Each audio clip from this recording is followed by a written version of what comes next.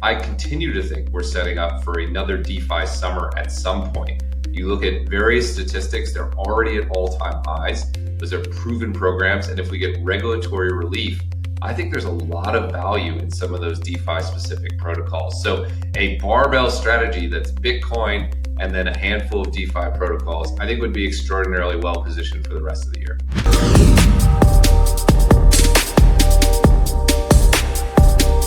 Tariff negotiations de-escalate, then the probability isn't that high. So I think that there's still a big window for markets to have a large rebound, but it's really the path of this de-escalation. If we define a bear market as stocks feel like a grind or you're losing money, I'd say it really started in December because markets were churning even through the February high.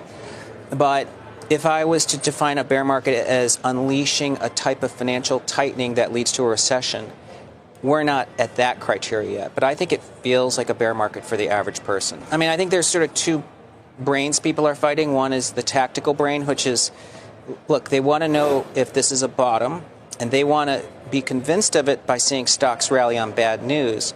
But if someone had the investor hat on, and that's the long-term brain, I have a lot of confidence the U.S. companies are going to navigate through this treachery.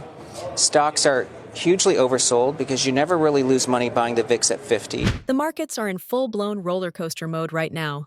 Wild swings, gut-wrenching drops, and no clear sign of when it'll end.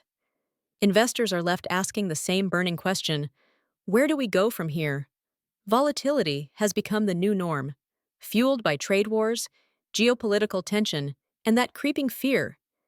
Is this more than just a temporary slump? Some see opportunity in the chaos. Others are bracing for even deeper losses. One thing's clear: the only thing markets hate more than bad news is uncertainty. And right now, we've got a whole lot of it. Veteran market strategist Tom Lee offers a level-headed take. He says we might still see a rebound if trade tensions ease. But he's not sugarcoating it. This feels more like a slow, grinding bear market than a sudden crash. It's been chipping away at portfolios since late last year. For everyday investors, it's been brutal. But here's the twist. According to Lee, we haven't hit the kind of financial tightening that typically triggers a full-on recession. That means this could be a bottom, or just another dip on a longer slide. So what now? Lee encourages long-term investors to stay the course. U.S. companies have weathered storms before, and with stocks now deeply oversold, history suggests this is when real opportunities can emerge. The market's next move will depend on what wins out, fear or fundamentals. And it's not just stocks. Lee remains bullish on Bitcoin's long-term resilience and rising institutional interest. But Matt Hugin steps in with a more balanced view, pointing out both the risks and the asymmetric opportunities in today's volatile crypto space. Together, their insights hit a crucial question. Is crypto finally standing on its own, or is it still tethered to the Fed and global turmoil? We're diving into that next, so stick around.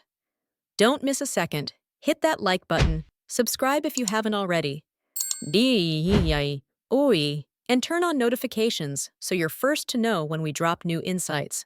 Let's jump in and hear what Matt Hugin has to say. Stay sharp, stay informed. Let's navigate this together. Enjoy the video. I think crypto is all about short-term versus long-term right now. Long-term, everything is lining up for a sustained bull market in crypto. We see continued flow into Bitcoin. We see continued loss of faith in institutions. On the Ethereum and other asset side, we see rise in stablecoins, rise in tokenization. All of that's looking great. But of course, we can't look past the short term. So most of us spent our weekend tracking the latest, over and back on tariffs, wondering how much macro chaos there will be in the market right now. I really think investors need to decide, are they short-term investors or are they long-term investors?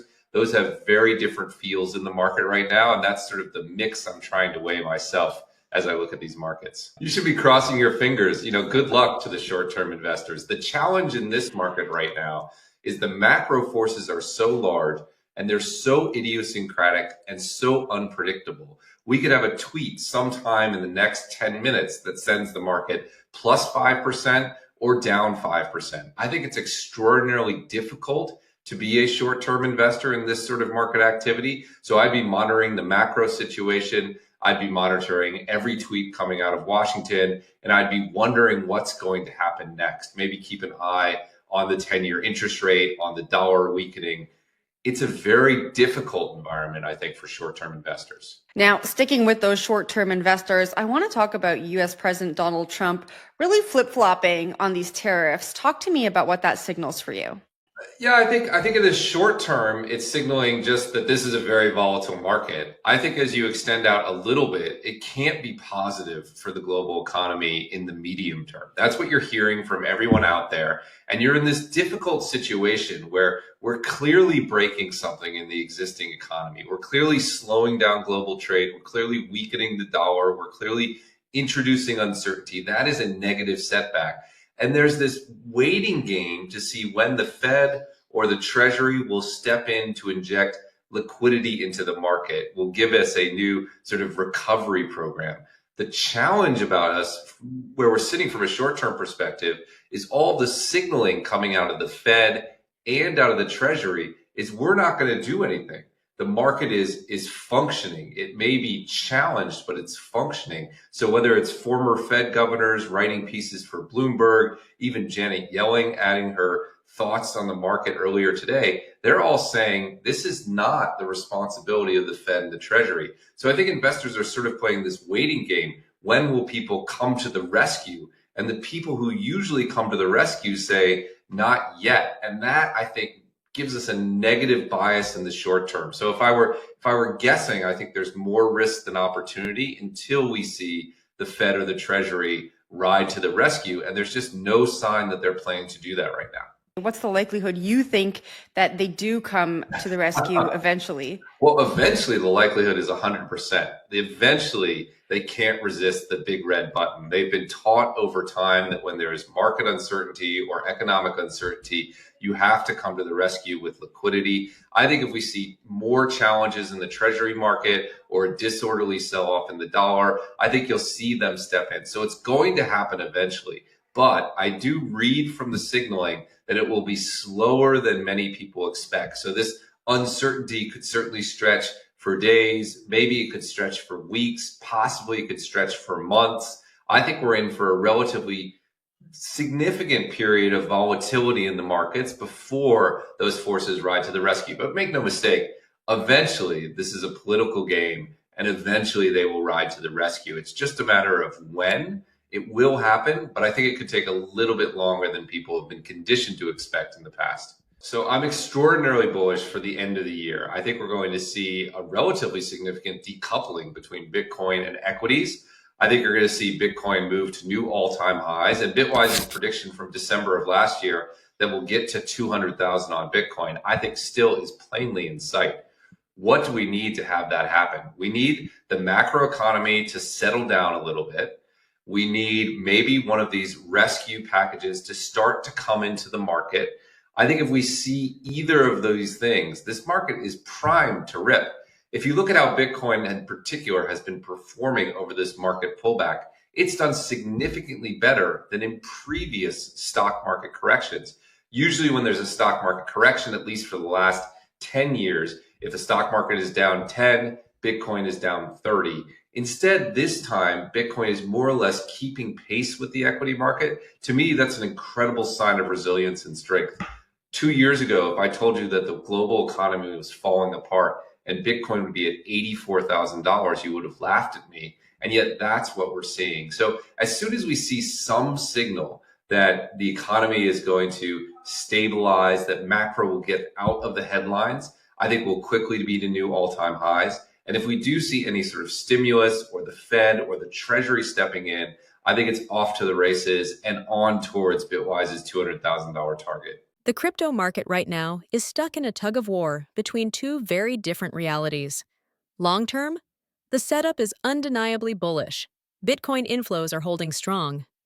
Institutional distrust is driving more demand for decentralized assets, and with the rise of stablecoins and tokenization, we're watching the ecosystem mature right before our eyes.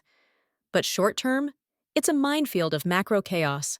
A single tweet or tariff headline can move markets 5% in minutes. Investors are being forced to choose a side, ride the volatility, or build through it for the next bull run. For traders glued to their screens, it's brutal. Geopolitical tension, Fed hesitation, and policy curveballs, yeah, we see you, Trump tariffs, make every decision feel like a gamble. The Fed and Treasury say they should not stepping in yet. But if history is any guide, they'll crack. The only question is when. And until they do, short-term investors are stuck reacting to every whisper from Washington and every twitch in bond yields. Meanwhile, long-term holders see something different. Bitcoin's resilience through this equity downturn is hinting at a real decoupling. It's down just 10%, not the usual 30% crash. That could mean one thing. Institutional conviction is quietly growing. The bull case? It rests on two catalysts, macro stability and a Fed pivot. When, not if, either shows up, crypto could explode. Some analysts say Bitcoin could rip past $200,000 once the storm clears. Bottom line, survive the short-term noise, niche, and the long-term payoff could be historic. But here's the hard truth. Can you stomach the wait? We're diving deeper into this with more clips from the interview, so don't go anywhere. Make sure to like, subscribe, and hit the bell so you don't miss what's coming next. Let's go back to the interview. Pretty unbelievable. I entered into Google to figure out what happened in 2018, and it said that the market pulled back due to Trump's tariff wars, weakening dollar, exactly the same things that we're living right now. And I think that's important for people to remember. We have been through these sort of market crises. We have seen what happens in the crypto market. Look, crypto is in a generational, multi-decade bull market. We can have these short-term challenges that set us back, but long-term, the forces powering this industry forward are going to overcome and overwhelm that. So it was fun to flash back a handful of years to the previous Trump presidency and see that, we have experienced this before, and there is light at the end of the tunnel eventually. Gold is a proxy for current demand for hard money assets, for store of value assets. When I look at Bitcoin's addressable market, I assume it's going to match gold in about 5 to 10 years. So as gold's addressable market goes up, the long-term price target for Bitcoin goes up as well. The reason Bitcoin is down is because it's both a hedge asset and an emerging risky asset. So what we've seen historically in the short term, when there's market volatility, you see Bitcoin pull back with all other risky assets. But in the long term, it catches up and then some. So every time gold sets a new all-time high, I cheer. It means that Bitcoin's ultimate all-time high is ticking up. It used to be 800,000. Now to match gold, maybe it's 1.1 million.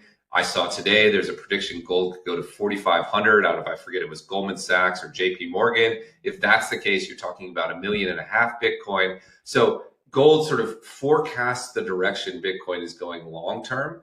Again, we just need this market risk to stabilize a little bit, and you're going to see Bitcoin catch up and then some. When could we get to Bitcoin over $1 million? Yeah, I think 5 to 10 years is about right. I think 1 or 2 more cycles. Look, a few things are true. The vast majority of people who need to own Bitcoin don't yet own it at all. We need $1 trillion of buying into the Bitcoin market for institutions to just level up to a neutral portfolio. I think there's no way that happens without pushing Bitcoin's price up significantly. I'd also say, having watched various technologies over the past 20 or 30 years, everyone's always skeptical of the digital version of analog goods. But find me another industry where the digital version didn't just catch up, but eventually surpassed the physical good. It's happened in media, it's happened in advertising, it's happened in movies, it's happened in streaming. It's going to happen in store of value assets. So how long could it take? I think 5 or 10 years, right? Remember, 10 years ago, where was Bitcoin right now? It was 2014, it was trading for a few $100s. Today, we're talking about $100,000. It's not that hard to imagine that in 10 years, it's easily at $1 million or more. I think it'll happen by 2029, but it could be anywhere around then. But all the trends are pointing in that direction from where I sit. There are 2 places I think are extraordinarily attractive right now. I think this remains the best risk-adjusted time to purchase Bitcoin in its history. We've removed a huge amount of risk. We've removed custody risk, trading risk, regulatory risk, government risk, and yet we still have 10x upside at a minimum. To me, that makes it an extraordinarily positive expected return from a risk-adjusted basis. I think any investor who doesn't have Bitcoin in their portfolio should take this pullback to establish that first position, at least get to 1 or 2% Bitcoin, maybe 10 more if you're more bullish. The other place that I find extraordinarily attractive right now is all the way on the other end of the spectrum at the DeFi protocol layer. I continue to think we're setting up for another DeFi summer at some point. You look at various statistics, they're already at all-time highs. Those are proven programs. And if we get regulatory relief, I think there's a lot of value in some of those DeFi specific protocols. So a barbell strategy that's Bitcoin and then a handful of DeFi protocols, I think would be extraordinarily well positioned for the rest of the year. A quick Google search reveals an eerie déjà vu. Trump-era tariff wars, a weakening dollar, and a jittery market pullback. Sound familiar? We've been here before. Back in 2018, crypto weathered a similar macro storm. And while the short-term pain was real, it didn't derail the long-term trajectory. Fast forward to today, and the script feels almost identical. Panic over trade wars, Fed uncertainty, gold ripping higher, and Bitcoin stumbling. But this time, something's changed. Crypto's infrastructure is stronger, adoption is broader, and the case for digital assets as a hedge? Louder than ever. Take gold. It's surged 20% this year, not just as a safe haven, but as a signal. A roadmap. Some analysts say gold could hit $4,500. If that happens, Bitcoin's long-term price target could recalibrate to $1.5 million as it eats into gold's $12 trillion market cap. In the short term, Bitcoin still has a dual identity, part risk asset, part hedge. That means it takes the same hits as stocks, but historically, it outpaces them on the rebound. And every gold breakout whispers the same truth. Bitcoin's ceiling is rising. When the macro dust settles, the catch-up rally could be historic. For long-term believers, this dip? It's a gift. Bitcoin's risk-reward ratio right now might be the best in its history. You've got regulatory clarity taking shape, institutional-grade custody solutions, and a potential 10x upside. That's why for many, Bitcoin isn't just a trade, it's a core portfolio hold. And don't sleep on DeFi. While headlines are consumed with tariffs and tweets, DeFi protocols are quietly building. If the regulatory winds shift, we could be looking at another DeFi summer. The smart play? A barbell strategy. Heavy on Bitcoin, selective on DeFi blue chips. Because here's the truth. Today's headlines may dominate the moment, but the next decade belongs to crypto's unstoppable trends. The only question, will you be positioned when the tide turns? As we wrap up, consider this. Gold's rally could mean a $1.5 million Bitcoin. Too optimistic or just inevitable? Where do you see BTC in 5 years from now? Drop your predictions in the comments below. We want to hear from you. And if you found this valuable, don't forget to like the video, subscribe to the channel, and hit the bell so you never miss a beat. Thanks for watching, and we'll see you in the next one.